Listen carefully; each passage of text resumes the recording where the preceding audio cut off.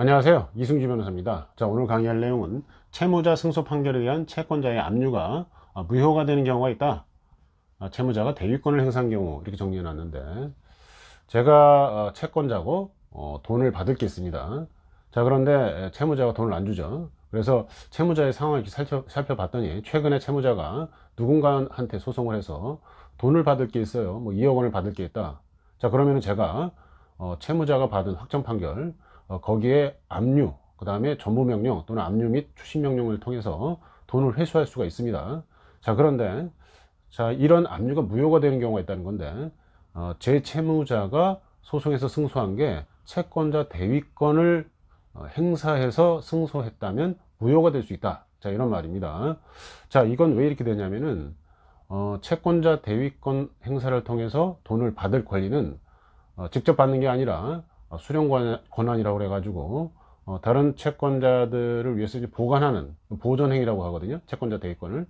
자, 그런 면이 있기 때문에 거기에 대해서 압류를 하게 되면 무효가 된다는 겁니다. 자, 관련 내용을 강의할게요. 그래서 이 사안은 2015다 236547 판결 사안이고요. 저를 이제 무라고 할게요.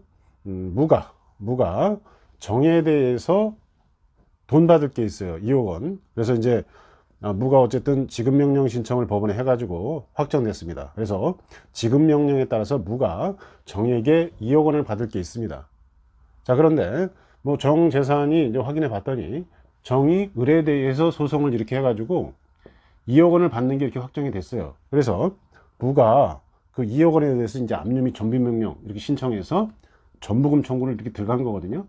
자, 그런데 그 내막을 봤더니 정이 을에게 어떻게 승소했나 봤더니 정이 갑에게 돈을 받을 게 있었어요. 대여금 채권 2억 원. 그런데 갑이 무자력자입니다.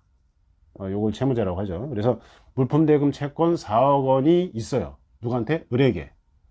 근데 갑이 권리 행사를 안 하니까 을에게 이렇게 소송을 해서 2억 원 나한테 직접 줘라 이렇게 해서 판결을 받은 거예요. 근데 이렇게 직접 줘라 이렇게 판결을 받은 경우에 자, 이거는 정이 일단 채권자 대위 소송을 통해서 갑의 다른 채권자들을 위해서 보관한다는 그런 개념이 적용됩니다. 여기는. 그래서 여기에 대해서 2억 원 지급하라 이렇게 판결이 나왔지만 자, 이 정의 행동 이거는 추심 권능 또는 변제 수령 권능에 불과해서 여기에 대해서 무가 이렇게 압류를 해도 무효가 된다는 겁니다. 자, 그래서 전부금 청구를 하게 되면 기각이 됩니다. 진다는 거죠. 무가. 다시 한번 정리하시면 채무자가 승소 판결을 해서 돈을 받을 게 있을 때 저 같은 무가 압류 및 전부명령, 추심명령 이런 거 받아서 채권을 회수할 수는 있어요. 원칙적으로. 그런데 채무자가 이렇게 승소한 게 대위권에 의해서 승소한 경우에는 그 압류가 무효가 된다. 이렇게 정리하시면 될 것 같습니다. 오늘은 여기까지 강의하겠습니다. 감사합니다.